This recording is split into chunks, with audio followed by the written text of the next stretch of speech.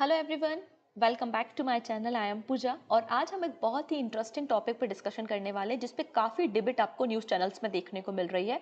UPS, NPS और OPS, ये आपके तीनों जो पेंशन स्कीम है इनमें क्या डिफरेंस है, कौन सी स्कीम बेटर है और क्यों गवर्नमेंट यूपीएस को लेकर आई है। ठीक है, आइए एक एक करके इन तीनों स्कीम्स को हम डिस्कस करने वाले हैं। सो स्टार्ट कर लेते हैं सबसे पहले बेसिक इन्फॉर्मेशन से कि why it is in news. क्यों हम यहाँ पे बात कर रहे हैं? क्योंकि गवर्नमेंट को काफ़ी ज़्यादा क्रिटिसिज्म फेस करना पड़ रहा था एनपीएस के कारण, जो आपकी न्यू पेंशन स्कीम और नेशनल पेंशन स्कीम है, जिसके बाद गवर्नमेंट ऑफ इंडिया ने यूपीएस यूनिफाइड पेंशन स्कीम को इंट्रोड्यूस किया है और जो नेक्स्ट फाइनेंशियल ईयर मतलब आप कह सकते हो कि 1 अप्रैल 2025 से हमारी कंट्री में एप्लीकेबल हो जाएगी। ठीक है, ये बात यहाँ पर आपको देखने को मिल जाएगी।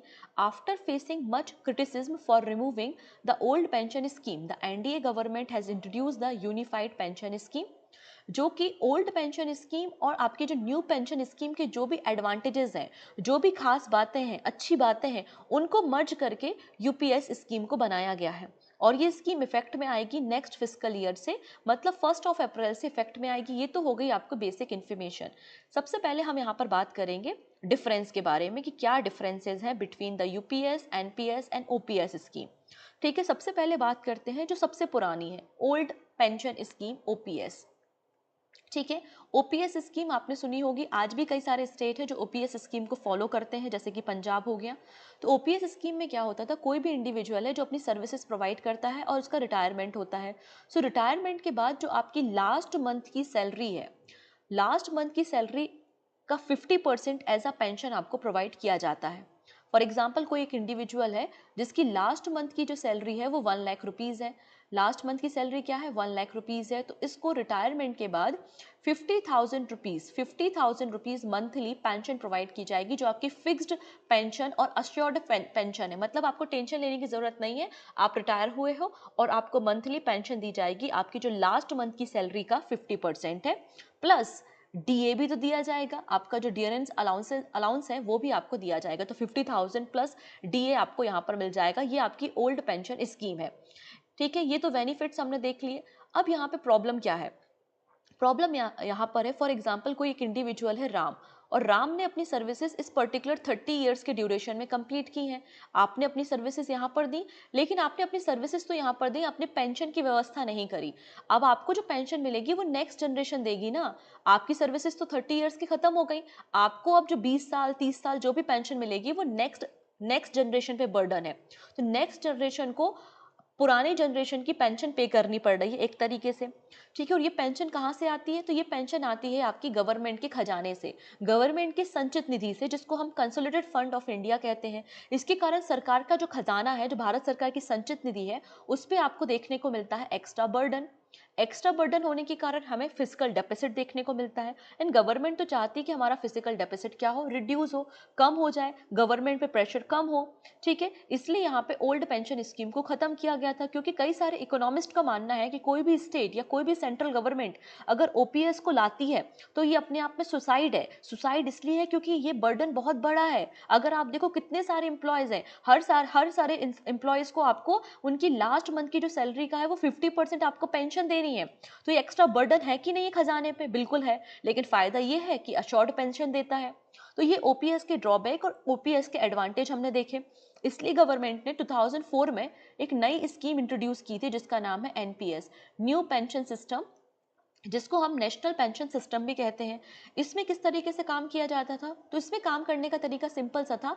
हम क्या करेंगे, एक पेंशन फंड बनाएंगे। हमने क्या किया, एक पेंशन फंड बनाया। इसमें जो भी एम्प्लॉय है, कोई भी एम्प्लॉय हो सकता है, कोई भी ज्वाइन कर सकता है, गवर्नमेंट एम्प्लॉय, सरकारी नौकरी के अलावा आपका जो प्राइवेट सेक्टर एम्प्लॉय है, अनऑर्गेनाइज सेक्टर वर्कर है, कोई भी जो है वो एनपीएस को ज्वाइन कर सकता था सिंस 2009। और 2004 में इसको लॉन्च किया गया था for the government employ except the arm force personnel. ठीक है, अब इसमें कोई भी एम्प्लॉय है तो उसको अपनी सैलरी का 10%, अपनी सैलरी का जो 10% है वो इस पीएफ में देना होता था। ये जो आपका जो पेंशन फंड हमने क्रिएट किया है, आपको 10% अपनी सैलरी का देना होगा और गवर्नमेंट भी इसमें कॉन्ट्रीब्यूट करेगी। गवर्नमेंट आपकी सैलरी का 14%, गवर्नमेंट आपकी सैलरी का 14% कंट्रीब्यूट करेगी इस पेंशन फंड में।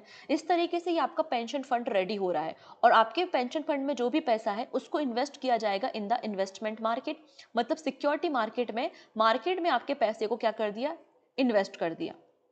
ठीक है, इस तरीके से आपका पैसा इन्वेस्ट होता रहेगा और जब आप 60 इयर्स के हो जाएंगे तो आपको पेंशन मिलेगी। तो ये पूरा का पूरा आपका ये पेंशन फंड इकट्ठा हो चुका है, जिसको मैनेज कौन कर रहा था, एक पेंशन फंड मैनेजर था जो आपके अमाउंट को मैनेज कर रहा था और सिक्योरिटी मार्केट में और अलग अलग गवर्नमेंट बॉन्ड्स वगैरह में इन्वेस्ट कर रहा था। अब आप 60 साल के हो गए हो, आपके पास एक अच्छा खासा अमाउंट इकट्ठा हो चुका है। तो फॉर एग्जाम्पल ये जो आपका पेंशन फंड है इसमें आपका 10 लाख रुपीज इकट्ठा हुआ है, तो आप up to 60 lakh rupees up to the 60%, up to the 60% मतलब 6 लाख रुपीज आपको यहाँ पे लमसम अमाउंट मिल जाएगा, एक बार में आपको लमसम अमाउंट मिल जाएगा। एंड रिमेनिंग 40% जो आपका फंड है वो एज अ एन्युटी होगा मतलब जिसकी आपको पेंशन बनेगी। तो 40% जो पैसा है मतलब 4 लाख रुपए, उससे आपकी पेंशन बनेगी। और ये जो 40% जो आपका पैसा है, 4 लाख रुपए जो आपका 40% पैसा है, इसको वापस से इन्वेस्ट किया जाएगा इन द सिक्योरिटी मार्केट। और आपको पता है सिक्योरिटी मार्केट में अप एंड डाउन्स तो लगे होते हैं, हाई रिस्क मार्केट होता है। अगर मार्केट ऊपर जा रहा है तो आपका जो पेंशन अमाउंट है वो भी इंक्रीज हो जाएगा, अगर शेयर मार्केट आपका नीचे जा रहा है तो आपका जो पेंशन अमाउंट है वो भी डिक्रीज हो जाएगा। मतलब ये तो वही बात हो गई, 60 साल का आदमी है जो इस बात से ही परेशान है, सुबह उठ के डेली टीवी चालू कर रहा है कि शेयर मार्केट ऊपर जा रहा है कि शेयर मार्केट नीचे जा रहा है। मतलब उसकी हार्ट बीट फ्लक्चुएट हो रही है, हार्ट बीट क्या हो रही है, फ्लक्चुएट हो रही है। शेयर मार्केट ऊपर गया, बड़ी खुशी हो गई, बड़ी खुशी हो गई, ठीक है, और शेयर मार्केट नीचे गया, बहुत ज्यादा गम में चला गया, तो इतना फ्लक्चुएशन, बेचारा हार्ट अटैक से ही मर जाएगा। तो यहाँ पे कोई अश्योर्ड आपको पेंशन नहीं है, यहाँ पे आपका मार्केट के अकॉर्डिंगली है, इसलिए यहाँ पर आपको डीए देखने को नहीं मिलेगा। एनपीएस स्कीम में आपको डीए भी नहीं देखने को मिलता है और फिक्स्ड आपको पेंशन भी देखने को नहीं मिलती। डीए इसलिए नहीं है क्योंकि मार्केट के अकॉर्डिंगली ही, इन्फ्लेशन के अकॉर्डिंगली ही अप डाउन आपकी पेंशन चल रही है। ये आपकी एनपीएस स्कीम है। तो एनपीएस का फायदा ये था कि गवर्नमेंट पे और नेक्स्ट जनरेशन पे कोई भी बर्डन नहीं है। जो व्यक्ति जिस जनरेशन में काम कर रहा है वो अपनी पेंशन को खुद ही इंश्योर कर रहा है, ठीक है। इसके अलावा यहाँ पर अगर आप देखेंगे तो ड्रॉबैक इतना है कि ड्रॉबैक ये है कि मार्केट के अकॉर्डिंगली आपकी पेंशन डिफाइन हो रही है, मतलब अश्योर्ड और फिक्स्ड पेंशन आपको देखने को नहीं मिलेगी। तो एक अच्छी बात इसमें ये है, अच्छी बात है कि गवर्नमेंट पे, सरकारी खजाने पे बर्डन नहीं है, ये आपकी अच्छी बात है। तो ओपीएस की एक अच्छी बात है कि फिक्स्ड है, एनपीएस की एक अच्छी बात है कि यहाँ पे गवर्नमेंट पे बर्डन नहीं है। क्यों ना इन दोनों अच्छी बातों को हम मर्ज कर दें, और दोनों अच्छी बातों को मर्ज करके हमने लॉन्च कर दिया क्या, यूपीएस, जिसको हमने यूनिफाइड पेंशन स्कीम कहा है। यूपीएस में क्या होगा, यूपीएस में अगेन आपका एक पेंशन फंड होगा। पेंशन फंड में जो भी एम्प्लॉय है, ये आपका एम्प्लॉय है, चलो आंखें भी बना देते हैं, ये आपका एम्प्लॉय है। एम्प्लॉय अपनी सैलरी का 10% कॉन्ट्रीब्यूट करेगा इन द यूपीएस, और गवर्नमेंट भी इसमें कंट्रीब्यूट करेगी, लेकिन गवर्नमेंट का जो अमाउंट है, कंट्रीब्यूशन अमाउंट, यहाँ पर इंक्रीज होके 18.5% है। पहले एनपीएस में कितना था, एनपीएस में 14% था, अभी क्या हो गया है 18.5% गवर्नमेंट यहाँ पे कंट्रीब्यूट करेगी। इस तरीके से आपका ये पेंशन फंड रेडी हो रहा है। पेंशन फंड रेडी हो गया, आप 60 साल के हो गए, इससे क्या हो रहा है, गवर्नमेंट पे ज्यादा बर्डन नहीं हो रहा, आप अपनी पेंशन खुद ही अरेंज कर रहे हो, नेक्स्ट जनरेशन पे कोई बर्डन नहीं है। तो ये अच्छी बात है जो हमने एनपीएस से ली है। अब सेकेंड अच्छी बात यह है इसमें कि इसमें आपको फिक्स्ड पेंशन मिलेगी। जब आप 60 इयर्स के हो जाओगे तो रिटायरमेंट के बाद आपको फिक्स्ड पेंशन प्रोवाइड की जाएगी। फिक्स्ड पेंशन क्या होगी, आपकी जो लास्ट 1 ईयर की सैलरी का एवरेज है, एक साल में 12 महीने होते हैं, तो 12 महीने में आपकी सैलरी का एवरेज निकाला जाएगा। मान लेते हैं हर महीने 1 लाख रुपए सैलरी मिलती थी, तो 12 महीने का सैलरी का एवरेज कितना हो जाएगा, 1 लाख रुपीज हो जाएगा। तो आपकी जो 12 मंथ की, लास्ट 12 मंथ की सैलरी का जो एवरेज है, उसका 50% आपको अश्योर्ड यहाँ पे पेंशन मिलेगी, मतलब 1 लाख का 50,000 रुपीज आपको अश्योर्ड पेंशन प्रोवाइड की जाएगी, प्लस डीए आपको यहाँ पर प्रोवाइड किया जाएगा। तो ये खास बात यूपीएस में है, मतलब फिक्स्ड आपकी पेंशन भी है और गवर्नमेंट पे बर्डन भी नहीं है, तो इसलिए यूनिफाइड पेंशन स्कीम को लॉन्च किया गया है। यही सारी बातें यहाँ पर भी मेंशन है जो मैंने आपको बताई हैं। तो unified pension scheme has been launched to provide government employee with a steady pension based on their length of the service and the most recent basic salary। यहाँ पे खास बात एक और मैं बता देती हूँ, कोई भी इंडिविजुअल अगर 25 ईयर्स तक अपनी सर्विसेज करता है, 25 साल तक अपनी सेवाएं देता है, तो उसके बाद ही उसको अश्योर्ड फिक्स्ड इनकम या फिक्स्ड पेंशन मिलेगी, इसकी सैलरी का 50% एवरेज निकाल के। ठीक है। लेकिन अगर कोई इंडिविजुअल है जो कि 20 ईयर्स तक ही अपनी सर्विसेज देता है, तो आपका जो पेंशन है वो प्रोपोर्शनेट अमाउंट में यहाँ पे रिड्यूस हो जाएगा। लेकिन एक और कंडीशन है कि आपको मिनिमम मिनिमम 10 ईयर्स तो सर्विसेज देनी ही पड़ेंगी, और मिनिमम अगर कोई इंडिविजुअल 10 ईयर्स तक सर्विसेज देगा तो ही आपको फिक्स्ड 10,000, मिनिमम फिक्स 10,000 आपको पेंशन मिलेगी। तो मिनिमम जो फिक्स्ड पेंशन है वो 10,000 रुपीज है जब आप 10 ईयर्स की सर्विसेज देते हैं, और 25 ईयर तक की अगर आप सर्विसेज देते हैं तो उस कंडीशन में आपको 50% ऑफ द एवरेज सैलरी और आपका जो भी डीए है वो प्रोवाइड किया जाएगा। ऑब्वियसली बात है, ग्रेच्युटी भी यहाँ पे प्रोवाइड की जाएगी। ठीक है, ग्रेच्युटी भी आपको प्रोवाइड की जाएगी, ये बात यहाँ पर मेंशन की गई है। एम क्या है?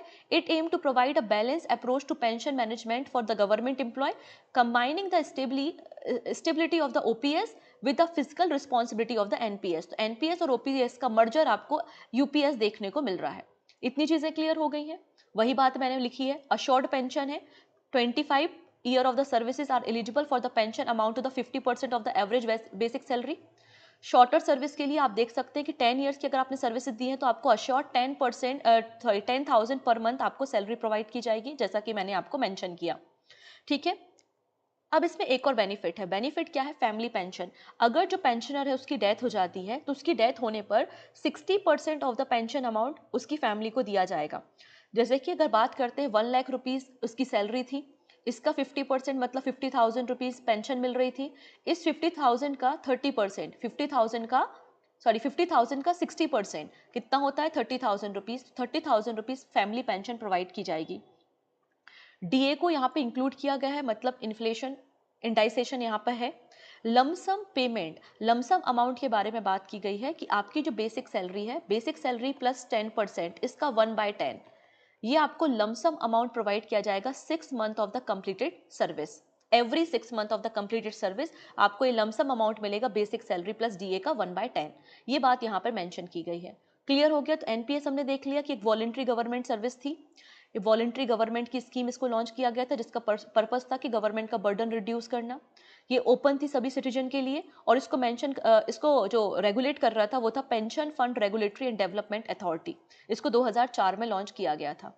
ठीक है, गवर्नमेंट का कंट्रीब्यूशन इसमें 10, आपका जो गवर्नमेंट का कंट्रीब्यूशन था वो 14, आपका यहाँ पे 14% था, और जो एम्प्लॉय कंट्रीब्यूशन था वो 10% था। जो यूपीएस है उसमें 10% तो एम्प्लॉय का कंट्रीब्यूशन है ही, लेकिन 18.5% गवर्नमेंट का कंट्रीब्यूशन आपको मिल जाएगा, और यहाँ पे आपको फिक्स्ड पेंशन मिलेगी इन यूपीएस। तो आई थिंक आपको समझ में आ गया होगा कि क्या डिफरेंसेस हैं यूपीएस में, एनपीएस में और ओपीएस में। ठीक है, इसकी पीडीएफ भी आप इजीली डाउनलोड कर सकते हैं फ्री ऑफ कॉस्ट। ये पीडीएफ आपको कहाँ पर मिलेगी? ये आप देख रहे हैं टेलीग्राम, यहाँ पर मिल जाएगी। अदरवाइज आप पूजा जैन क्लासेस एप्लीकेशन को डाउनलोड कर सकते हैं फ्रॉम प्ले स्टोर, वहाँ से भी आप फ्री ऑफ कॉस्ट ये पीडीएफ डाउनलोड कर सकते हैं और कंपेयर कर सकते हैं कि ओल्ड पेंशन, न्यू पेंशन और यूपीएस में क्या अंतर है। तो तीनों स्कीम्स को मैंने यहाँ पे समझा दिया है। आई थिंक आपको अभी जो डिबेट का मुद्दा है वो आपको समझ में आया होगा कि आखिरकार चल क्या रहा है मार्केट में। So thank you so much, आज के लिए इतना ही, मिलते हैं नेक्स्ट वीडियो में। Take care.